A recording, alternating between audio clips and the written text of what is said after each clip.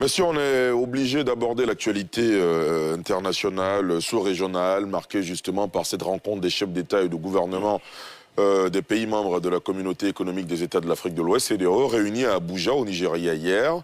Et ils ont décidé, vous le savez, de la levée d'une grande partie des sanctions contre le Niger. Les frontières et l'espace aérien nigérien seront rouverts. Les transactions financières entre les pays de la CEDEAO et le Niger de nouveau autorisées et les avoirs de l'État nigérien dégelés avec effet immédiat. Une bonne nouvelle pour la population de ce pays, comme nous le montre Nadia Edja. Nouvelle pour le Niger, après la réunion des chefs d'État et des pays membres de la CEDEAO, Communauté économique des États d'Afrique de l'Ouest, ce samedi 24 février, la fermeture des frontières terrestres et aériennes entre les pays de la CEDEAO et le Niger doit être levée. La zone d'exclusion aérienne de tous les vols commerciaux à destination et en provenance du Niger doit être levée. La suspension de toutes les transactions commerciales et financières entre les États membres de la CEDEAO et le Niger doit être levée. Cette décision est fondée sur des considérations humanitaires en particulier, au moment où nous sommes en période de carême et où nous nous préparons au mois sacré du Ramadan. En plus de la levée des sanctions, la CEDEAO a requis la libération immédiate du président du Niger, retenu depuis le 26 juillet 2023, à la suite d'un coup d'État. L'autorité demande la libération immédiate de son Excellence Mohamed Bazoum, ancien président de la République du Niger. Au Niger, la levée de ces sanctions officielles et économiques apporte soulagement. Une décision salutaire pour les populations. Tout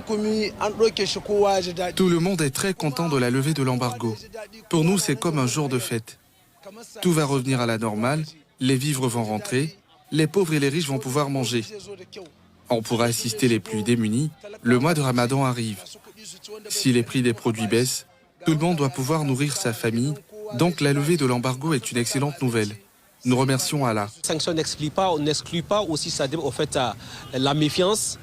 Et c'est une motivation, je pense, de tous les Nigériens pour vraiment travailler en symbiose avec aussi nos alliés qui sont quand même, au fait, un peu durs avec nous.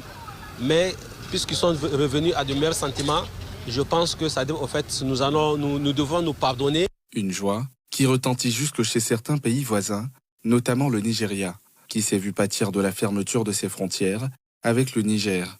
Le Niger et le Nigeria partagent des longues frontières. Le Niger et le Bénin ont des liens séculaires.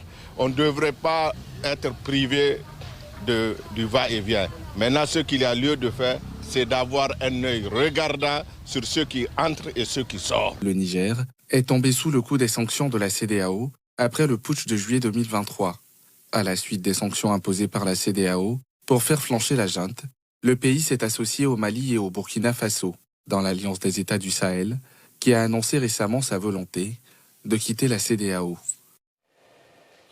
Monsieur, réaction à cette actualité concernant le Niger. On le rappelle, la CEDEAO avait montré les muscles pour réclamer le retour à l'ordre constitutionnel incarné par le président Mohamed Bazoum. Aujourd'hui, on est bien loin de cette actualité-là. Khalilou Koulibaly, réaction? Oui, effectivement, malheureusement, on est très loin de cette actualité-là. Le temps a donné raison aux putschistes de la CEDEAO qui a finalement fléchi, qui n'a pas su maintenir sa position, qui n'a pas eu la bonne approche. C'est ce qui ça nous dit. C'est dommage pour la démocratie, c'est dommage pour les peuples qui élisent les présidents et puis finalement qui se retrouvent à être gouvernés par des putschistes qui n'ont aucune légitimité. Et ça remet en cause le fonctionnement pour moi de la CEDEAO. De cette façon-là, je veux dire, c'est une caution qu'on donne à ces militaires, de résister, hein, de tenter des coups et puis de résister et puis finalement de rester au pouvoir. Parce que la CEDEAO n'a aucune solution pour venir à bout de ces pushs. Arthur Manga. Oh, c'est une prime au chantage et aux putschistes. Une vraie félicitation pour le chantage et le putsch. Mais je l'avais dit, si le coup d'État au Niger marchait, la CEDEAO perdait tout ce qu'elle a de crédibilité. Qu'est-ce qui se passe? Au mois de décembre, au dernier sommet de décembre, mais en fait, c'est de la communication pour rien.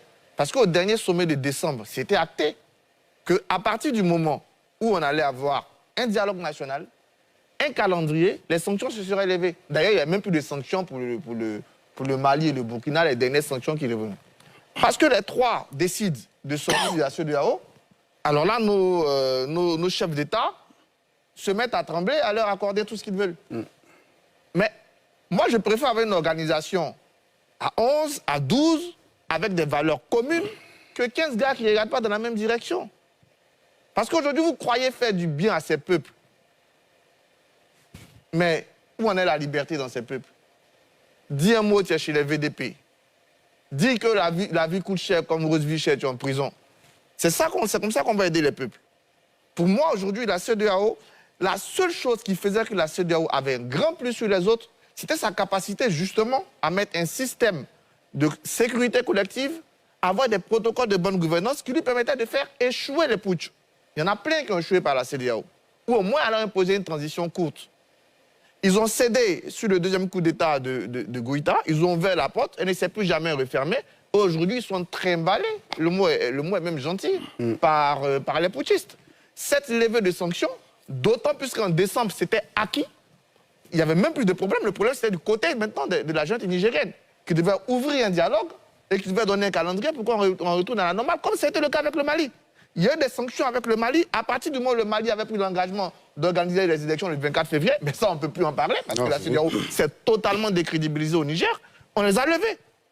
Donc vous prenez des sanctions pour obtenir le retour à l'ordre constitutionnel. Ok, c'est pas grave, on ne peut plus, on laisse tomber. On va obtenir maintenant une transition courte. On ne peut pas, on laisse tomber. On va obtenir la libération de Bazoum. On ne peut pas, on laisse tomber, on annule tout. Mais franchement, ça veut dire qu'aujourd'hui, en Afrique de l'Ouest, quand tu n'es pas d'accord avec la CEDEAO, menace de parti, ils vont se réunir à un sommet extraordinaire pour t'offrir tout ce que tu veux.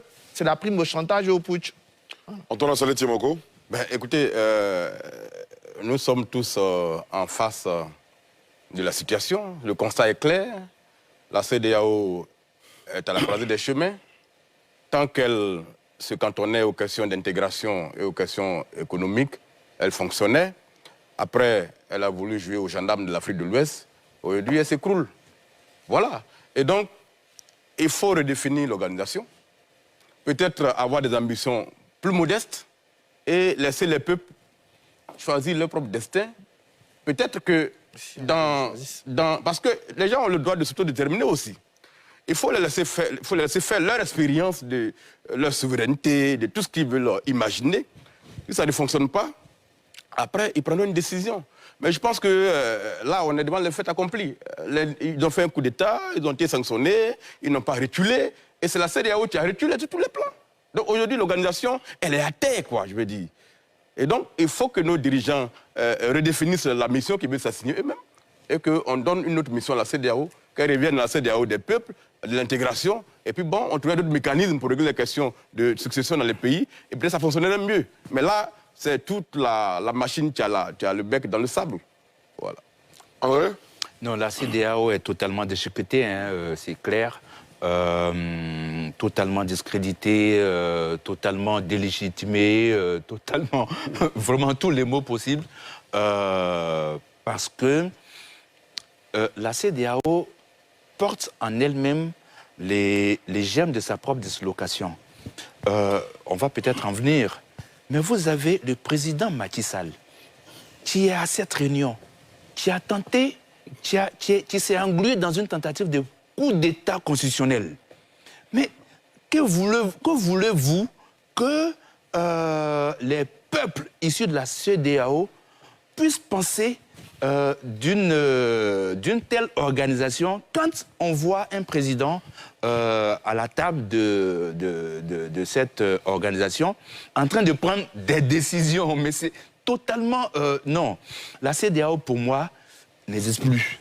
C'est une organisation... Vous y allez un peu fort, hein? Non, c'est une organisation totalement décrédibilisée qui, je sais pas, je ne sais plus ce qu'elle fera encore qui va lui donner vraiment de la force. C'est fini, il faut peut-être passer à autre chose. Geoffroy? Non, je pense que les relations internationales sont guidées par ce qu'on appelle les rapports de force. Et le retrait des pays de l'Alliance des États du Sahel a été un véritable coup de marteau reçu par la CEDEAO. qui s'est confrontée à ses propres contradictions. Et là, elle est obligée de faire profil bas. Mais les décisions de la CEDEAO qui ont été prises ne concernent ni le Niger, ni le Mali, ni le Burkina, qui ne font plus partie de cette organisation qui est dans des contradictions. En fait, la CEDEAO paye ici son incohérence. La CEDEAO ne discute pas, les États de la CEDEAO, les présidents, les chefs d'État de la CEDEAO ne discutent pas avec les putschistes de la CEDEAO, mais discutent avec les putschistes de la CEMAC. Je vous rappelle bien que la CEMAC, l'organisation sous-régionale de l'Afrique de l'Ouest, a sanctionné le Gabon, a suspendu l'Afrique centrale plutôt, a suspendu le Gabon, parce que le Gabon a fait un coup d'État. Mais M. Macky Sall, par exemple, a reçu M. Nguema. Vous comprenez, mais il refuse de recevoir M. Tiani. Vous voyez, toutes ces contradictions-là ne peuvent pas marcher. Dans tous les cas de figure, les États de l'Alliance des États du Sahel ne font plus partie de la CEDEAO, donc les décisions de la CEDEAO ne les concernent pas. Ce sont des gens qui ont compris que la notion de souveraineté, ça permet de définir soi-même ça. Qu'est-ce qui est à la base de tout ça? Mais c'est le problème sécuritaire dans le Sahel. Mais aujourd'hui, on voit par exemple qu'on ne parle plus de Kidal. Le Mali est en train de recouvrir toute sa souveraineté sécuritaire sur tout son territoire. Au Burkina, au Mali, les choses vont parce que tout simplement, ils ont compris. Non, ça a relativisé, mais ils ont compris. Ils ont compris que en fait, les autres qui étaient là pour la communauté internationale avaient un autre plan qui n'était pas celui de la sécurisation, de la sécurité, la sécurisation de leurs choses. Ce que je retiens de cette situation de la CEDEAO, et Assalé l'a bien montré, la CEDEAO originellement, et Yacoubi Gowon, l'ancien président du Nigeria, le général Yacoubi Gowon, c'est-à-dire que c'était un putschiste. Qui a fait un putsch. Quand la CEDEAO mettait en place, la majorité des chefs d'État étaient des putschistes. Donc ce sont des militaires qui ont mis en place cette association. Il leur a bien dit, la CEDEAO avait un but purement économique, comme Assalé l'a rappelé.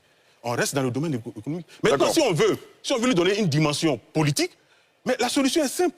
C'est de créer une fédération. Non, pas nécessairement. C'est tout. D'accord. Créer une fédération. Alors, on ne va pas refaire. Non, je viens.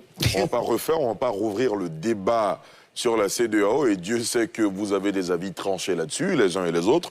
Nous serons bientôt au terme de cette émission. Je vous reproposerai évidemment d'aborder cette question le dimanche à venir, si le temps nous le permet. En tout cas, en ce qui concerne le dimanche d'aujourd'hui, le temps imparti pour cette émission tire vers son terme, alors qu'on a encore un sujet à aborder concernant le Sénégal. On termine sur cette question avec le professeur Apali. Sur la CEDEAO ou sur le Sénégal? Sur la CEDEAO. Oh, mais Maintenant, si vous avez une transition sur le Sénégal... Oui. Alors, moi, je me suis amusé à regarder le traité de 1975 de la CEDEAO, et j'ai découvert que sur les 15 chefs d'État, il y avait 13 ou 12 qui étaient des putschistes. On était en 75. S'il vous plaît. On était en 75, c'est vrai. Alors, la CEDEAO, aujourd'hui, a beaucoup d'échecs à son passif, on va dire ça comme ça, à son passif, du point de vue de l'intégration, du point de vue des différentes règles quand même s'est donné, mais aussi du point de vue de la crédibilité de certains qui sont à la tête. Le dernier, c'est Macky Sall qui vient de jouer à un jeu qui ne contribue pas à renforcer cela. Je crois que la CEDEAO ne meurt pas parce que le Niger, le Mali et le Burkina veulent partir. La CEDEAO meurt parce que simplement, elle a violé ses propres règles. Lesquelles? La première, le principe de la solidarité, le principe de ce qu'aucun État n'attaque un autre. Le fait de brandir la menace militaire au Niger fait que elle-même met en mal ses propres principes. Ce sont ses principes. Alors ça, c'est un autre débat. Voilà. Mais c'est moi qui dirige cette émission, s'il vous plaît. Mais calmez-vous, messieurs. Alors, il y a ça. Mais en même temps, on le connaît tous. On n'est pas en train de faire l'apologie des putschistes. Mais dans tous les cas, il faut que la CEDEAO puisse travailler sur ses succès et que ça existe. Des succès, et l'un des premiers auxquels il faut revenir, c'est l'idéal de l'union, l'idéal de la communauté. Très bien. Il faut qu'on en parle, et on en parle moins, cet idéal de l'union, dont on parle moins aussi des avantages que la communauté devrait exister du point de vue des populations. Le Mali, le Niger et le Burkina constituent en surface une grande partie territoriale de la CEDEAO avec ses richesses, et on sait que la balance commerciale de ces pays qui se veulent AES est déficitaire. Ça veut donc dire qu'ils sont principaux clients des autres pays de la CEDEAO. Donc il y a tout ça à prendre en compte. Bien sûr, bien sûr. Alors on a beaucoup parlé de la CEDEAO, on a parlé du Sénégal qui est un pays membre de la